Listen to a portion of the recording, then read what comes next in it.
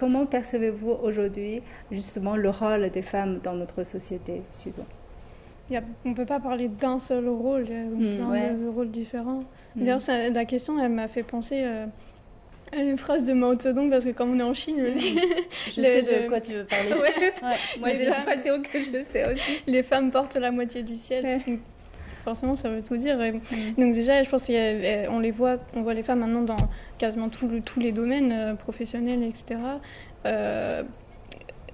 Par exemple, quand je suis partie en déplacement, j'ai rencontré des femmes ingénieures, des femmes il y en avait qui reproduisaient les dessins qu'on voit dans les grottes, etc.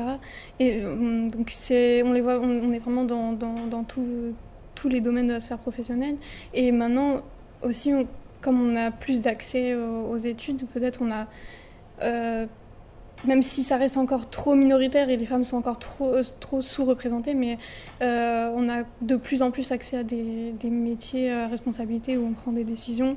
Donc il y a ça, et il y a aussi, comme l'a évoqué Nesrine, un rôle plus invisible, celui de la charge mentale, où on doit, dans la plupart des cas, où ça revient encore aux femmes d'assumer la logistique du foyer, de la famille. C'est un travail en soi à part entière qui n'est pas payé, mais si personne ne le sait, tout s'effondrerait.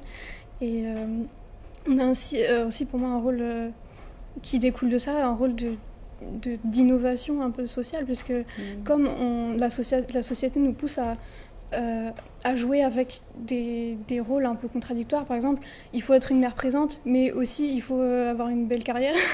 Donc ça pousse aussi à créer de nouveaux modèles, et en ce sens, je pense que c'est un rôle d'innovation sociale, entre guillemets.